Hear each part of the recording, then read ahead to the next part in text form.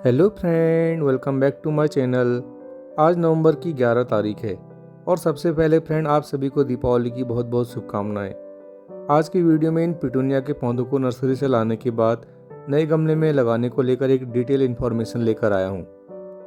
ये पौधे जनवरी नवंबर से लेकर लगभग अप्रैल के महीने तक हमें ढेरों फूल देते हैं, लेकिन हमारे कई नए साथियों को ये पौधे नर्सरी से लाने के बाद नए गमले में शिफ्ट करते ही खराब होने लगते हैं।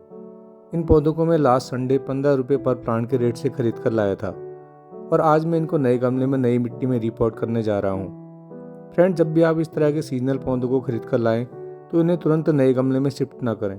सीजनल पौधों को नर्सरी से लाने के बाद लगभग 5 दिन के लिए अपने गार्डन के और पौधों के साथ रख दें, जिससे कि प्लांट आपके घर के एनवायरनमेंट में एडजस्ट हो जाए। मैंने इन पौधों को अपने गुलदाउदी के पौधों के बीच में रखा हुआ है। आप इन्हें किसी और प्लांट के शेड में भी रख सकते हैं। सीजनल पौधों को ग्रो करने के लिए उनकी मिट्टी को तैयार करना सबसे इम्पोर्टेंट फैक्टर है।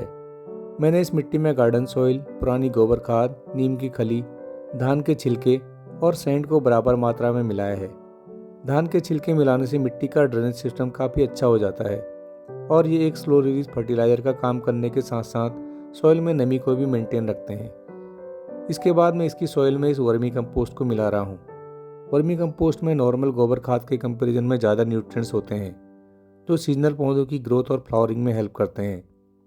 अगर आप गोबर खाद या वर्मी कंपोस्ट में से एक को ही यूज करना चाहते हैं तो वर्मी कंपोस्ट का यूज करें, क्योंकि इसका इफेक्ट पौधों की मिट्टी में ज़्यादा समय के लिए रहता है। इसके बाद मैंने लगभग 1 चम्मच के आसपास इस एप्सम सॉल्ट का यूज किया है।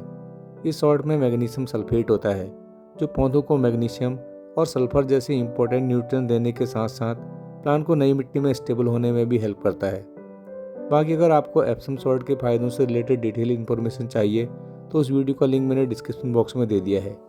तो फ्रेंड, इन 6 पौधों के लिए मिट्टी की तैयारी हो चुकी है और अब ये सभी नए गमले में लगाने के लिए बिल्कुल रेडी हैं। मैंने एक प्लांट को इसके नर्सरी वाले पाउच से बाहर निकाल लिया है। सीजनल पौधों की जड़ें काफ़ी मुलायम होती हैं, इसलिए इनको ज़्यादा डिस्टर्ब करने की ज़रूरत नहीं है। लेकिन अगर प्लांट के बेस वाली साइड पर अगर आपको कुछ पीली पत्तियां दिखाई दें तो उन्हें रिपोर्ट करने से पहले हटा लें, क्योंकि ये एक तरह का फंगल इन्फेक्शन होता है जो बाद में फैलकर पूरे प्लांट को खराब कर देता है। गमले की बात की जाए तो मैंने पिटूनिया के पौधों को रिपोर्ट करने के लिए इस 6 इंच के थर्मोफॉर्म पॉट का यूज किया है। सीजनल पौधों को ग्रो करने के लिए इस तरह के गमले बेस्ट रहते हैं और एक प्लांट लगभग 6 महीने के लिए इन गमलों में इजीली ग्रो हो जाता है। इसके बाद सबसे पहले गमले में थोड़ा सा सॉइल को भर लेना है। सॉइल को गमले में उतना ही भरना है जिससे कि इसके ऊपर प्लांट को लगाया जा सके। बस अब प्लांट को सॉइल के ऊपर रखने के बाद बची हुई जगह को मिट्टी से भर लें। मैंने इसकी सॉइल को बिल्कुल भी डिस्टर्ब नहीं किया था, इसलिए मैं इस फोर्क से इसकी हल्की सी मिट्टी को हटा रहा हूँ। कुछ लोग इसके नीचे वाली सॉइल को भी हटाते हैं, लेकिन फ्रेंड, जितना मेरा एक्सपीरियंस है, अगर इस तरह के सीजनल पौधों की जड़ों से ज़्यादा मिट्टी को हटा दिया गया तो प्लांट के बचने के चांसेस बहुत कम हो जाते हैं। यहीं पर हमारे नए साथी गलती करते हैं। इसलिए मैं तो यही रिकमेंड करूँगा कि अगर आप सीजनल पौधों को अभी ग्रो कर रहे हैं तो इनकी नर्सरी वाली सॉइल को कम से कम हटाएं। तो फ्रेंड, मैंने इस प्लांट के साइड वाली एरिया की लगभग 10 से 20% सॉइल को रिमूव कर लिया है और अब बस इसके चारों ओर मिट्टी को भर लेना है। अगर आप इस तरह से सीजनल पौधों को रिपोर्ट करेंगे तो आपके प्लांट कभी भी ख़राब नहीं होंगे। मैंने इसी मेथड से बाकी बचे हुए पौधों को भी नए गमलों में शिफ्ट कर लिया है और अब बस इनको पानी देना बाकी है। लेकिन पानी देने में भी कई साथी गलती करते हैं और पौधों को शुरुआत में ही इतना ज़्यादा पानी दे देते हैं कि कई बार सीजनल पौधे ओवर वाटरिंग से ही खराब हो जाते हैं। रिपोर्ट करने के बाद अच्छी तरह पानी देना सिर्फ परमानेंट पौधों के लिए हेल्पफुल होता है। सीजनल पौधों को नए गमले में लगाने के बाद उनको शुरुआत में बस इतना ही पानी दें जिससे कि इनकी जड़ों के आसपास नमी बनी रहे। शुरू के 15 दिनों तक इनको पानी कम ही दें और 15 दिनों के बाद जब पौधों की जड़ें नई मिट्टी में ठीक से एडजस्ट हो जाएं तो इनको अच्छे से पानी दे दें। फ्रेंड, पौधों को नए गमलों में शिफ्ट करने के बाद लगभग 10 से 15 दिनों तक सेमी शेड में ही रखें, जहाँ पर इनको कम से कम धूप मिले।